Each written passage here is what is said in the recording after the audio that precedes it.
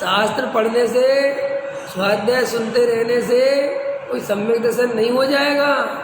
सम्यक दर्शन प्राप्त करने के लिए अंतरंग में आत्मानुभव का एकांत में बैठ के सच्चा पुरुषार्थ करना ही पड़ेगा। मैंने कहा था ना आपसे कल कि 5 लब्धियाँ सम्यक दर्शन के पहले होती हैं, ठीक है ना। तो चौथे नंबर की लब्धि का नाम है प्रायोग्य लब्धि, तीसरी देशना लब्धि, दूसरी विशुद्धि लब्धि, पहली 6 उपशम लब्धि, समझ ना। अगर तुम तीसरी पे ही अटके रहोगे, देशना ही देशना सुनते रहोगे और चौथी में जाओगे ही नहीं, तो सम्मेलन होगा कैसे। ये तो मैं बिल्कुल आगम से कह रहा हूं मिलान करके तुम्हें कि 5 लब्धि पूर्वक सम्यक दर्शन होता है।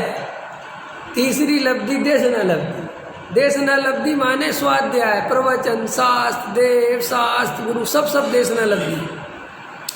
तो तुम जब इसी में ही लगे हुए हो, और चौथी जो प्रायोग लब्धि है माने जो स्वाध्याय में सुना, जो आत्मा की चर्चा सुनी, उसका एकांत में बैठ के प्रयोग करना। तो हम प्रयोग कर ही नहीं रहे, तो सम्मेलन कैसे हो जाए। राजा जी समझ में आया नहीं आया, ख्याल में आया कि नहीं। सारे मोक्षु सुनने में लगे रहते, सारे अधिकतर। एक शिविर खत्म हुआ, दूसरा चालू हुआ, दिन भर की क्लासें चल रही है। सुबह एक पंडित जी के भजन सुनते हैं, शाम को दूसरे पंडित जी के भजन सुनते हैं, दोपहर में तीसरे पंडित जी के भजन सुनते हैं, और बाकी टाइम तो भाई काम रहते हैं घर गृहस्थी के जीवन के, सो वो करते रहते हैं। और ये सोचते हैं कि हमारे तो भाग खुल गए, हम तो गुरुदेव के उसमें शामिल हो गए और हमें तो अच्छा सच्चा तत्व मिल गया। लोग तो बेचारे गीत मिथ्या दृष्टि हैं, उनको तो कुछ खबर है नहीं, तीव्र कसाई है, आलू प्याज खाते हैं, रात्रि में भोजन करते हैं, कुछ पता ही नहीं बेचारों को। अरे उनको क्या पता आत्मा क्या होता है, उनको क्या पता समय सार क्या होता है, समझ गए ना। क्या जाने बेचारे गुरुओं के चक्कर में फंसे हुए हैं। ऐसी 10 बातें याद करके मैं बड़ा, बाजार छोटा, सारे जीव संसारी, मैं भगवान, मैं मुक्त स्वरूप, मैं चैतन्य, ख्याल में है ना। ऐसी 2-4-10 बातें रट ली, उससे अपने अहंकार को पुष्ट कर लिया और अपने भ्रम से पंडितों ने समझा ही रखा है कि तुम भव्य हो। जो जनवाणी को प्रीति पूर्वक सुनता है वे सब भव्य है, वे आज नहीं तो कल भोग जाएंगे। ये भी लॉलीपॉप है ही अपने पास, तो बात खत्म हो गई। अब क्या बचा। अबे प्रीति पूर्वक का अर्थ क्या है, जिस दिन करोगे ना हवा निकल जाएगी। प्रीति पूर्वक का अर्थ क्या है, वो तत्व सुनता है ना प्रीति पूर्वक, उसका अर्थ समझते हो। प्रीति पूर्वक माने जिसे शुद्धात्मा से ज्यादा जगत में किसी और चीज से प्रेम नहीं है, जिसे अपना चेतन ही चाहिए, इसका नाम है प्रीति। प्रीति का शब्द पर्यायवाची पता है। प्रीति माने प्यार। तो अच्छी भाषा में बोलते हैं, थोड़ी स्टैंडर्ड की भाषा में, हमें बहुत प्रीति है आपसे। और थोड़ा समय बदला तो हमें कहते हैं हमें तुमसे प्यार है। फिर और समय बदला तो आई लव यू। समझ गए नहीं समझ गए। तो ये आई लव यू है वो प्रीति। आई लव यू का मतलब क्या होता है। एक लड़का एक लड़की से आई लव यू बोल रहा है, इसका मतलब समझते हो कि भाई मैं तेरे अलावा किसी को नहीं चाहता, तू मेरा जीवन है।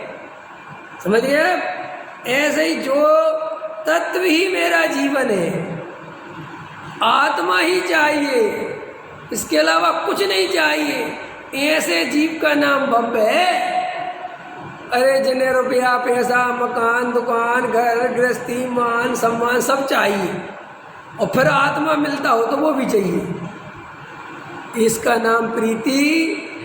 और अधिकतर लोगों को ऐसा ही आत्मा चाहिए है कि पहले मान सम्मान दे दो, आत्मा की बाद में।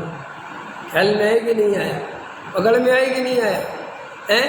कोई सेठ ये कहता है, जितने भी सेठियाँ हो पंडितों को ये कहता है कि आधा घंटा क्यों बर्बाद करते हो मान सम्मान, इसकी जगह शुद्धात्मा की चर्चा करो। ख्याल में है कि नहीं आया? लेकिन मंच बनाएंगे, सम्मान करेंगे। जी सम्मान क्या है बताना, क्या है ये सम्मान? प्योर अहंकार ही तो है, कोई धर्म का अंग तो नहीं है ना भाई। तुमने हमें 5 लाख रुपए दिए, हमने तुम्हें भरी स्टेज पे माला पहना दी, सौदा हो गया। और क्या है मान सम्मान, क्या है? तो कोई अंतरंग प्यास जिसे होगी आत्मा की, वो तो कहेगा भैया मुझे कुछ नहीं चाहिए, ये सब कुछ नहीं रखा इन बातों में। कल एक बहुत इम्पोर्टेंट बात कही थी मैंने, परसों भी कही थी, अब किसी ने नोटिस करी नहीं करी, कि भाई तुम चौथे गुण स्थान के विषय भोग देखते हो, उसकी कसाय देखते हो, चौथा गुण स्थान प्राप्त कैसे किया ये नहीं देखते। आई समझ में रमेश जी? तुम ये कहते हो भरत जी 96 शादी करते, भरत जी ये करते, लेकिन भरत जी ने सम्यक दर्शन प्राप्त किया, वो कैसे किया ये भी तो देखो। कोई शादी करते करते सम्यक दर्शन हो गया था क्या? युद्ध लड़ते लड़ते हो गया था? फिर आयोग में गए होंगे कि नहीं गए होंगे? वेद ज्ञान किया होगा कि नहीं किया होगा? आत्मा का ध्यान लगाया होगा कि नहीं लगाया होगा? क्योंकि ध्यान के बिना अनुभव थोड़ी हो जाए। ये कोई ऐसा थोड़ी है कि झाड़ू लगाते लगाते मोक्ष हो जाए। कोई भी जीव आत्मा की डुबकी लगाएगा तो भाई साहब एकांत चित्त होके अपने स्वरूप में बैठेगा, तभी तो आत्मा का अनुभव होगा। अब अपने में से देख लो, पता कर लो तुम कितने मोक्ष बैठते हैं एकांत में, कितने रात को बैठ के ध्यान करते हैं, तत्व विचार करते हैं। देख पढ़ते हैं बस, क्योंकि उनको ऐसा लगता है कि गुरुदेव पढ़ना सिखा गए थे कि पढ़ो पढ़ो। गुरुदेव के प्रवचनों में कई बार आ गया 4-6 घंटे का तो स्वाध्याय मोक्ष का होनी चाहिए, बस वही लाइन पकड़ के बैठ गए। टोडामल जी को भूल गए। टोडामल जी के तत्व विचार के बिना कुछ नहीं होता। कुंद को भूल गए। कुंद देव क्या लिखते हैं, कौन सी विधि से आत्मानुभव लिखते हैं, वो सब भूल गए। बस वो गुरुदेव की बातें याद रहेंगी, 4-6 घंटे स्वाध्याय होना चाहिए। जबकि उनने किस अर्थ में कहा, कह रहे वो तो उनने ये कहा कि मुमुक्ष इतना तो स्वाध्याय करे और उसके अलावा 2 टाइम आत्मा का ध्यान करे, वो अलग। स्वाध्याय इतना होना चाहिए। अंतर में आया कि नहीं आया?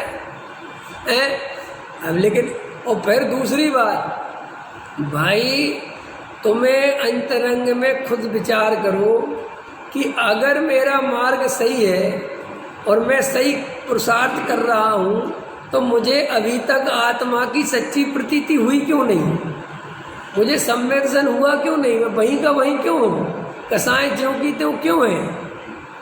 आपको और बता देता हूँ मैं, आपको जिस दिन सम्यक दर्शन होगा, जिस दिन भी आपको आत्मानुभूति होगी, सम्यक दर्शन होगा, उस दिन आपको 100% पता चल जाएगा कि क्या स्थिति है अंदर। कैसे पता चलता है पता?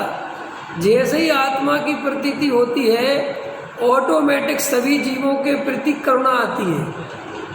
सभी जीव भगवान दिखाई देते हैं, सभी जीव राग देश उड़ते चले जाते हैं। शत्रु दिखाई नहीं देता, ऐसा दिखाई देता है भगवान है यार, जीव है वो।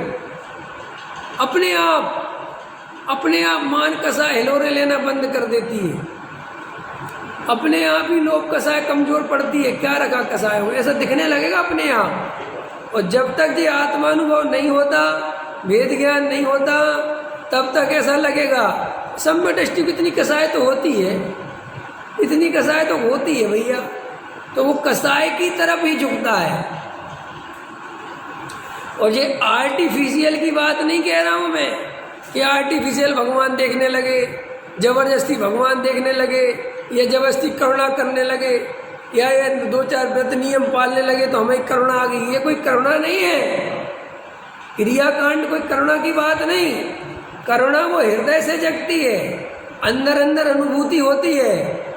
सब जी भगवान का एक कहने की कोई गाना गाने की चीज नहीं है, अंतरंग से ही लगता है। कह रहे क्या रखा, आपसे कोई ज्यादा लौकिक बातें करेगा तो आपको बिल्कुल आप प्रयोजनभूत भाषित होंगी। अगर आपकी परिणति में सम्यक दर्शन होगा तो आपको लगेगा बिल्कुल छोड़ो, उलझने का मन नहीं करेगा, समय बर्बाद करने का मन नहीं करेगा बिल्कुल भी। क्या हाँ, ये सम्यक दर्शन का लक्षण है। एक एक मिनट ऐसा लगेगा कीमती है, ये तो है ही ना, स्वरूप ही ऐसा है। लेकिन जो जीव अभी धर्म मुमुक्षु बने फिर रहे हैं और महा उलझ रहे हैं, अभी ये तो बात तो 100% नक्की है कि अभी उन्हें सम्मिशन नहीं है, समझ ना। और जिन जीवों को वास्तव में एकांत से प्रेम है, अंतरंग में बार बार ऐसा भाव आता है, हे प्रभु अपने स्वरूप में कब चला जाऊं, कब एकांत में बैठने का अवसर मिलेगा, कब ये झंझटों से छूटूंगा, ऐसी परिणति पात्रता दर्शाती है सम्यक दर्शन की।